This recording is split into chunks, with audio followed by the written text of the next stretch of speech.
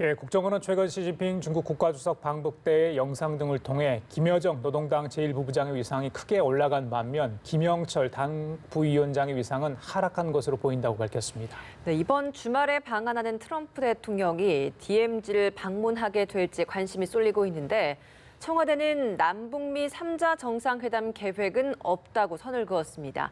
이 관련 내용들 민정훈 국립외교원 교수, 김승채 고려대 통일외교안보학부 겸임교수와 함께 자세히 짚어보겠습니다. 네, 어서 오세요. 안녕하십니까? 예. 자, 어제 국가정보원이 국회 정보위를 상대로 시진핑 중국 국가주석의 방북 관련 이야기 보고를 좀 했습니다. 거기에 대해서 이해운 정보위원장이 언론에 브리핑을 한 내용 중에 눈길 가는 거 몇 가지 좀 짚어보도록 하겠습니다. 먼저 김여정 노동당 제1부부장의 위상이 굉장히 올라갔다. 최룡의 부부장, 그러니까 부위원장급으로까지 됐다.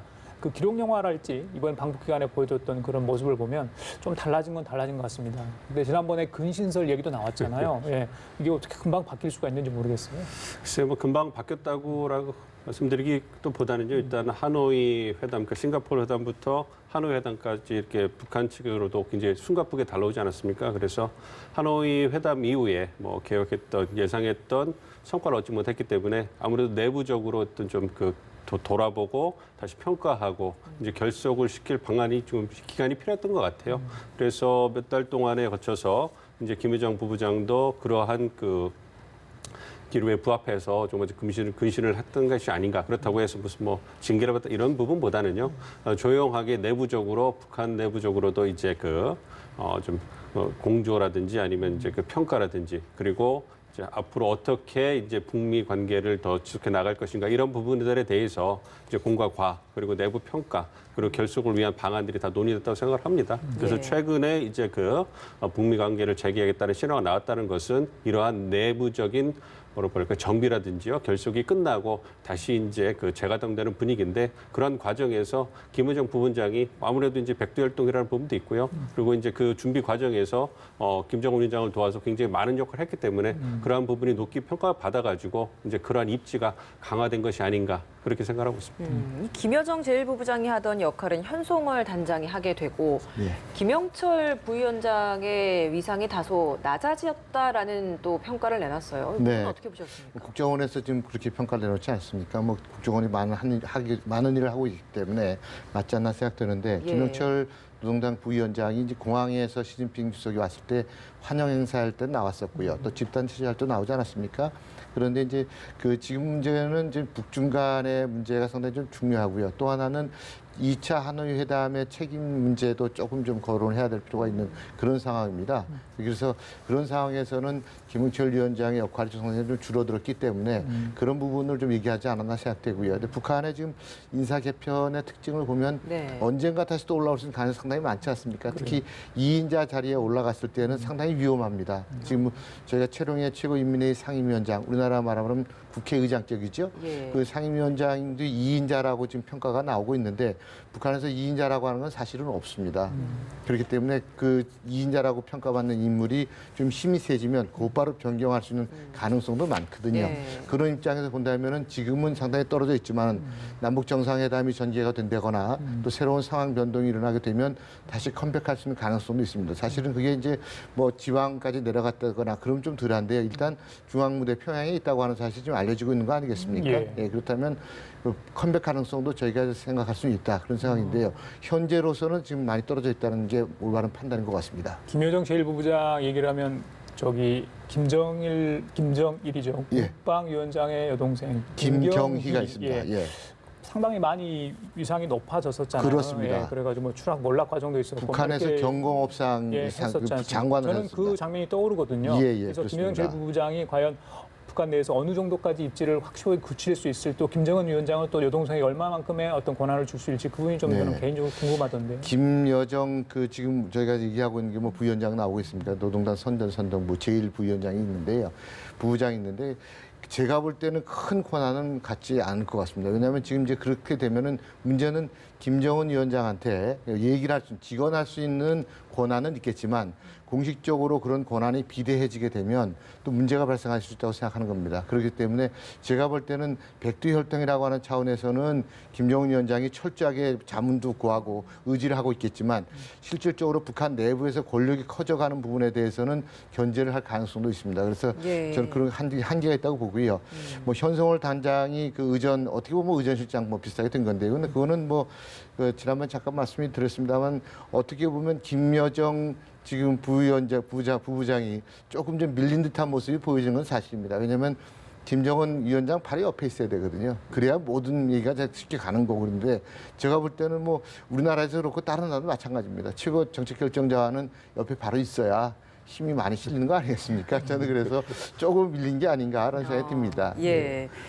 이번에 이제 국정원에서 발표한 내용 중에 또 하나 주목되는 부분이 중국에서 대동하고 간 인물 중에 과거와는 달랐던 것이 경제 관련 인사가 대동됐다라는 점을 이야기를 하면서 이번에 외교 뭐 이런 군사 분야 이외에 경제적 분야의 지원도 있었던 것 같다라는 이야기를 하고 있어요. 근데 사실 유엔 안보리의 대북 제재 지원 제재도 있고 해서 이런 부분에 있어서 과연 그렇다면 어떤 방법으로 지원을 하겠다라고 이야기를 했을까도 궁금해지거든요. 글쎄요, 뭐 즉각적인 지원을 말씀해 주신 것처럼 대북 제재가 워낙 광범위하게 좀 시행되고 있기 때문에 어려울 건데 어쨌든 그 국빈 방문이기 때문에 선물 보따리를 갖고 가야 되지 않겠습니까? 네. 그래야지 신뢰와 명분을 두고 양국이 다 챙길 수 있기 때문에 아무래도 이제 대북 제재 때문에 힘들어하는 북한 입장에서는 중국으로부터 대북 제재를 제재를 받지 않는 분야에서 만큼은 즉각적으로 어떤 그 확답, 약속을 받고 싶었을 거고요. 그래서 뭐 식량이라든지 비료 지원 이런 부분에 대해서는 좀 확대로 지원을 해달라 이런 부분에 대해서 어떤 그 확답을 듣고 싶었을 것이고요. 그리고 이제 향후 이제 대북 그 비핵화가 진행이 돼서 이제 그 북한이 경제 발전에 어떤 물꼬를 틀 수 있다면 그때 이제 중국이 적극적인 역할을 해달라 이런 부분에 대해서 어떤 심도 있는 논의, 즉각적인 시행은 어렵겠지만 그래도 이제 경제 분야 장관급들이 가지 않습니까? 네. 가서 이제 그 명분을 주고 실리적인 부분에 있어서도 어떤 그 향후 약속하는 이런 부분을 할 수 있을 거예요. 왜냐하면 중국이 주고 싶어도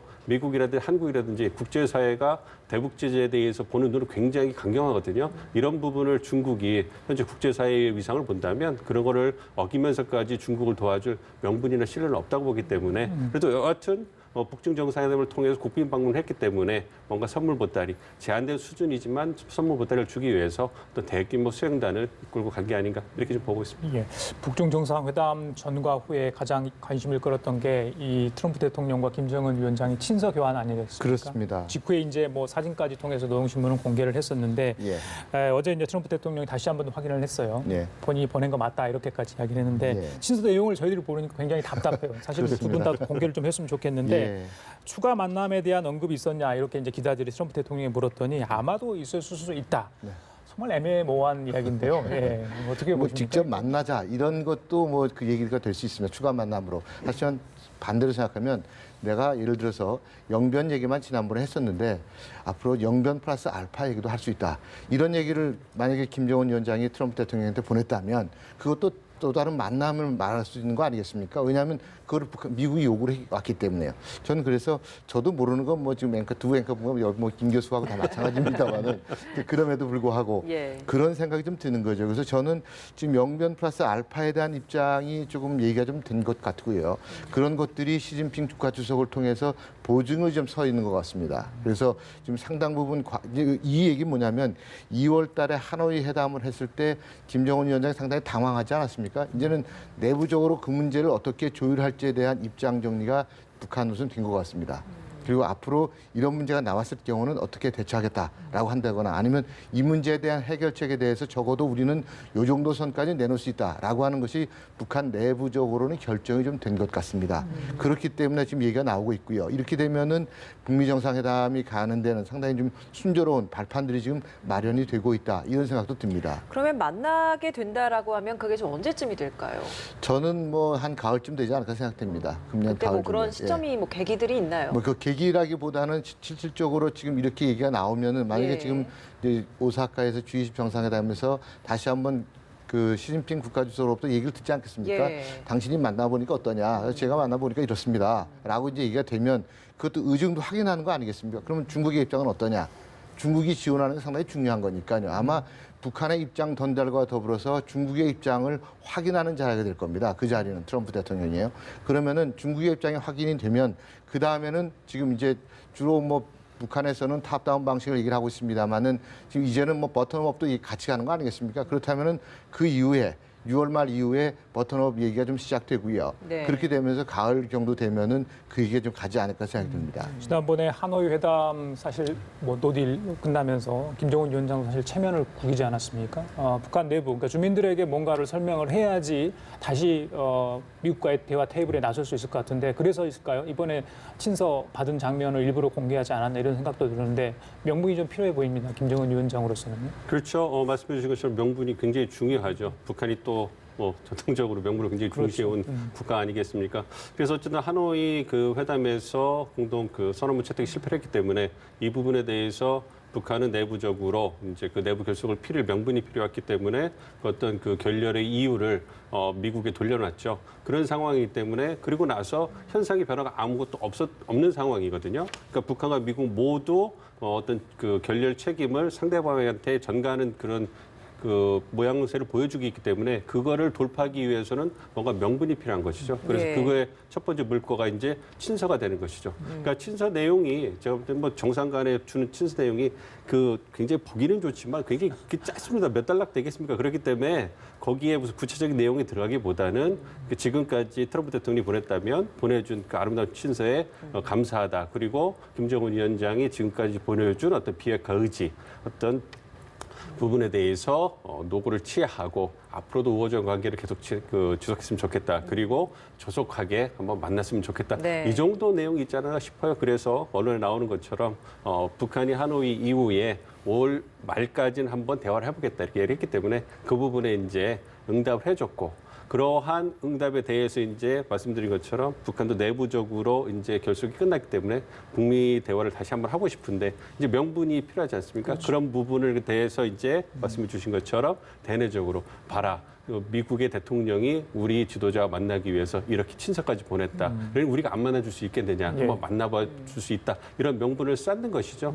그렇기 때문에 이제 그런 부분에서 이제 그 대화 물꼬가 트이는 거고 이제 좀 지켜보고 있을 겁니다. 이제 G20에서 이제 그 미중 그 정상이 만나서 얘기를 할 거고 예. 그걸 바탕으로 해서 이제 한미 간의 정상회담이 열릴 거 아닙니까? 예. 그러면 그 부분에 대해서 이제 한국과 미국의 지도자가 이제 그 시진핑 주석한테 들은 내용까지 종합을 해가지고 이제 그 제안을 하거나 이제 뭐 브리핑을 해주지 않겠습니까? 이거 내용을 보고 이제 북한이 움직일 거라고 생각을 하는데 아무래도 이제 그 저희가 모양새는 이제 북한이 바로 미국하고 만나기 쉽지 않으니까 이제 남북 간의 어떤 그 소통을 통해 가지고 남북 정상회담이라든지 특사가 올라간다든지 이런 걸 통해 가지고 북한이 움직일 수 있는 명분을 좀 만들어 주고요. 이와 더불어서 이제 북미 간의 실무 접촉이 이루어진다면 올해 안에는 아무래도 좀 북미 3차 북미 정상회담이 열릴 가능성이 높지 않나 그렇게 좀 보고 있습니다. 큰 틀에서의 올 한 해 시나리오를 또 이렇게 좀 가정을 해서 또 설명을 해주셨어요. 트럼프 대통령이 이제 또 짚어주셨던 그 대목 중에서 한미 정상회담 하기 위해서 G20 정상회의 끝나고 나서 G20 회의 끝나고 나서 방한하지 않습니까? 그렇습니다. 여기에서 사실 다루게 될 주요 이슈 중에 하나가 지금 우리가 이야기하고 있는 북한의 비핵화도 있지만 네. 그 이외에도 한미 간에 다룰 수 있는 굉장히 중요한 의제들이 많이 있을 것 같아요. 그렇습니다. 어떤 이야기들이 좀 오갈까요? 이제 북한 비핵화 문제는 이제 뭐 다시 트럼프 대통령의 의중을 이제 확인해 주는 그런 자리가 될 거고 가장 중요한 건 또 하나는 주한미군 방위비 그 문제가 이제 과거에는 한 번 하면은 결정을 하면 5년간 그 가격인데 이제는 1년 매년 단위로 하기로 예. 됐습니다. 그렇기 때문에 그에 이제 협상을 해야 되지 않겠습니까? 실무 협상에 들어가기 전에는 아마 와서 가이드라인을 제시를 하지 않을까. 주한미군 방위비 협상에 대해서 이 정도는 내야 된다라고 하는 얘기 좀 할 것 같고요. 그리고 최근에 중국의 화웨이 장비에 대한 문제가 있지 않습니까? 그걸 네. 사용하는 문제에 대해서 청와대가 미국의 입장과는 조금은 약간 다른 듯한 입장을 보여주고 있습니다. 그래서 그 문제에 대해서도 다시 한번 협력을 요청을 할 것 같습니다. 왜냐하면 그래야 미국 같은 경우는 지금 중국에 대한 전선을 만들어서 중국에 대항할 수 있는 거고 또 미국의 주장을 정당화할 수 있는 과정이 있지 않겠습니까? 저는 그래서 그런 그 화웨이 장비 문제도 얘기 좀 할 것 같고요.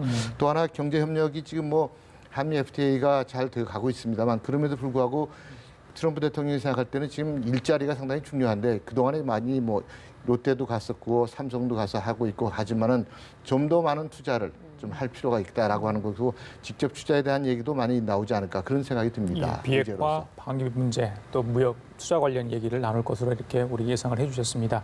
또 하나의 관심이 과연 이제 트럼프 대통령이 DMZ를 방문할 건가?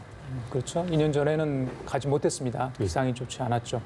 가게 될지, 가게 된다면 거기서 뭔가 북한에 던질 메시지를 가지고 갈지 어떻게 예상을 하십니까? 가지 않을까 좀 생각하고 있습니다. 그 말씀해 주신 것처럼 2017년 11월에 그 방한하셨을 때도 굉장히 가고 싶어서 헬기까지 탑승하셨다가 맞습니다. 기상학과로 돌아오지 않았습니까? 그래서 이제 그 트럼프 대통령 성격상 뭔가 이렇게 그 평화의 메신저가 되겠죠.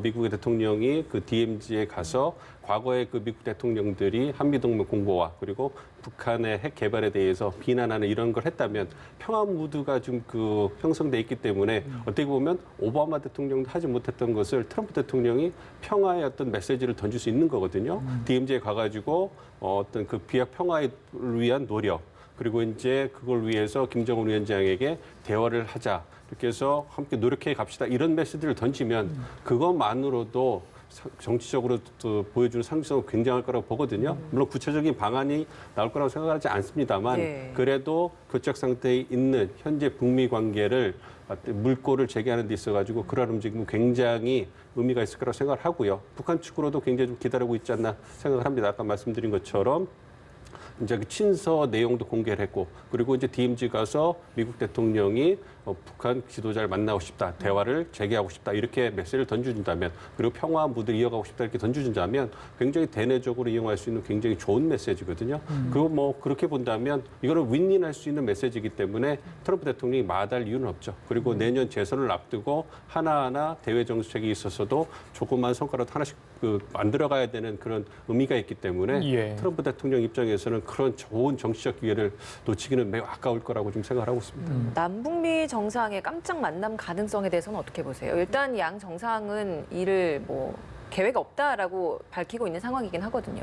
저는 뭐 가능성은 열어놔야 되겠지만 그래도 현실적으로는 어렵지 않나 좀 생각을 하고 있습니다.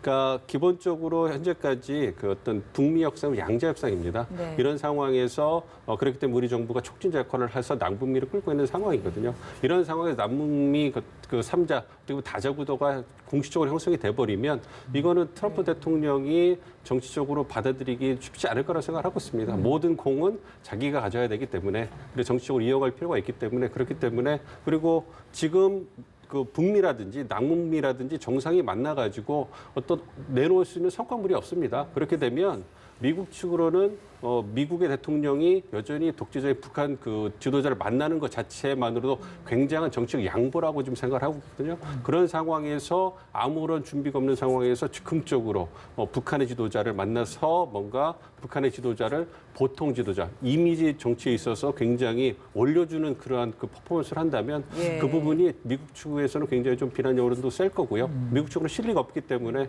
트럼프 대통령이 그를 남북미 혹은 북미 간의 어떤 만남을 어떤 그 진행할 이유는 없다고 생각을 하고 있습니다. 예, 당장 남북 정상회담이 뭐 가시화되고 있지 않지만 어제 청와대는 북측과 원활하게 계속 소통을 하고 있다 이런 얘기를 했습니다.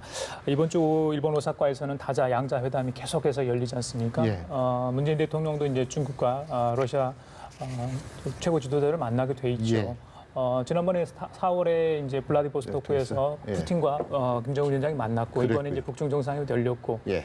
그 두 정상으로부터 문재인 대통령이 북한이 어떤 생각을 갖고 있는지 다시 한번 확인할 수 있는 기회가 될 것 같은데요. 네, 그렇죠. 뭐 그 지금 중국과 북한, 러시아의 정상회담이 있었기 때문에 그 문제에 대해서 제가 보고는 분명히 받았습니다. 외교 채널을 통해서 얘기가 좀 돼 갖고 했습니다만은 실질적으로 진짜 만나서 내가 이런 얘기 좀 들었는데 네. 그게 맞냐? 근데 그렇게 될 경우에 중국이나 러시아가 좀 도와줘야 되는 거 아니냐? 왜냐하면 우리로서는 사실은 지금 마치 중국에게 중재자의 그 북핵 문제에 대해서요, 중재자의 지위를 빼앗기거나 좀 상실한 듯한 모습을 보여주고 있기 때문에 그건 아닌 거거든요. 그렇지만 그렇다면 그런 문제에 대해서 중국과 러시아에 대해서 얘기를 좀 하고요. 다시 한번 우리의 입장을 확인시켜주는 그런 과정도 필요하기 때문에 나중에 중요한 정상 양자회담이 아닌가 생각됩니다. 예. 이번 그러면 오사카 G20 정상회담 계기로 뭔가 좀 드러날 수 있는 게 있을까요? 뭐 손에 잡히는 게 어떻게 좀 기대를 해도 되겠습니까? 간반도 정세 예, 관련- 맞습니다. 예, 네, 예. 그렇습니다. 이제 물꼬가 트이는 거고요. 말씀하신 것처럼 이제 미중 정상회담, 한미 정상회담을 통해 가지고 북한에 대한 메시지를 던지겠죠. 그리고 말씀드린 것처럼 북한도 이미 대화를 재개했다는 강한 신호를 보내고 있기 때문에 그 물꼬를 터너서 이제 그 한국과 미국이 메시지를 던져주면 그리고 뒤에서 중국도 그러한 북한의 움직임에 대해서 잘 해보자라고 설득을 한다면 예. 아무래도 이제 판이 다시 형성되는 거 아니겠습니까? 그래서 올 가을에는 뭔가 보다 진전된 그러한 실무 협상부터 시작해서 남북 정상회담 그리고 이제 3차 북미 정상회담으로 이어지는 그러한 수순을 밟지 않을까 그렇게 기대를 하고 있습니다. 그래요. 알겠습니다. 지금까지 민정훈 국립외교원 교수, 김승채 고려대 통일외교안보학부 겸임 교수였습니다. 말씀 잘 들었습니다. 고맙습니다. 고맙습니다.